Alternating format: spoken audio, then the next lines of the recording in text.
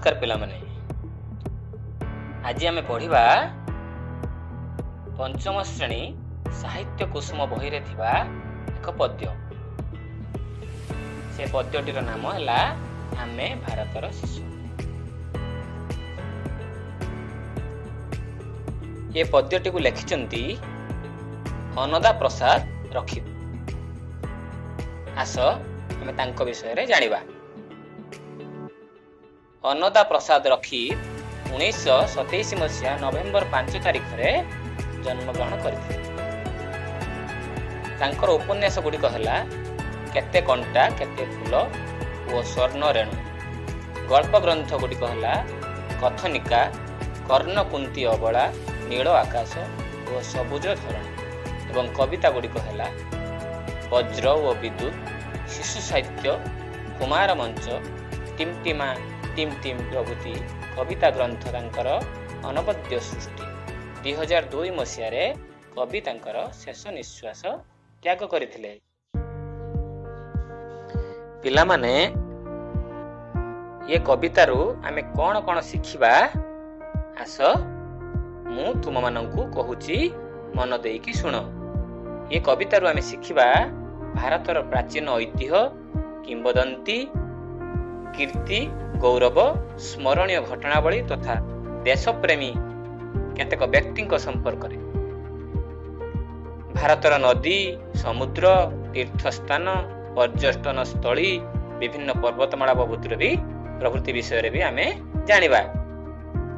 भारतर स्वाधीनता संग्राम, लोक मानकर देशप्रेम, देश पई आत्मबलि देथिबा व्यक्ति विशेषଙ୍କ संपर्क रे मध्य आमे धारणा पाइबा। तेबे आस आमे कविताटी को पढ़िबा, स्वर करी पढ़िबा। हमर उद्देश्य हला प्रथमे कविताटी को स्वर करी शिखिबा, तापरे भल भाबरे बुझिबा।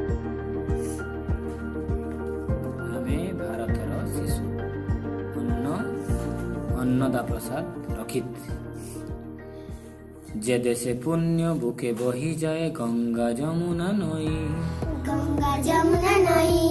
नील पाराबार गाए जार गीत जाचरण छुई छुई।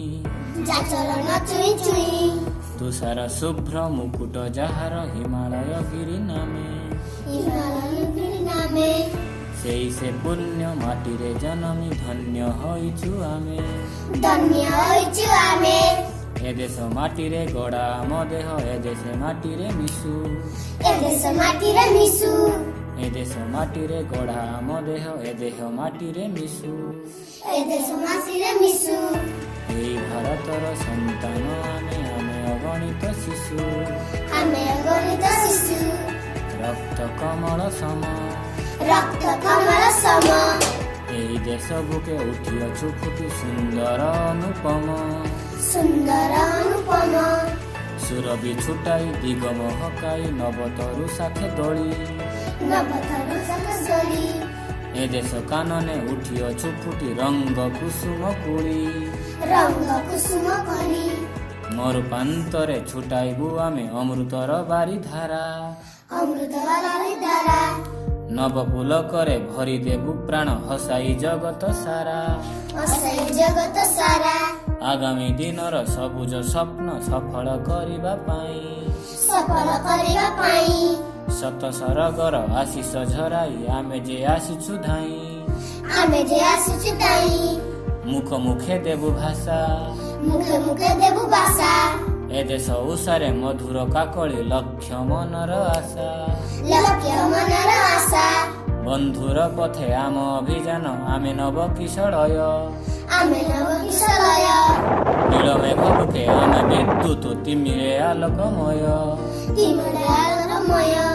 एई भारतर संतान आमे लक्ष्य शिशुर दल। आगामी दिनर नव संकेत मनरे असीम बल।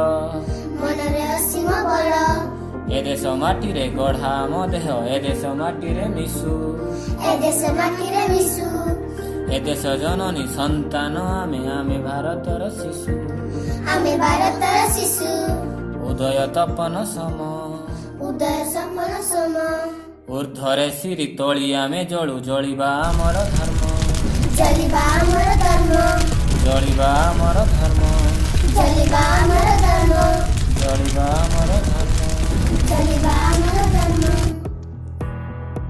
ପିଲାମାନେ, ତୁମମାନଙ୍କୁ ଏ କବିତାଟି ବହୁତ ସୁନ୍ଦର ଲାଗିଥିବ।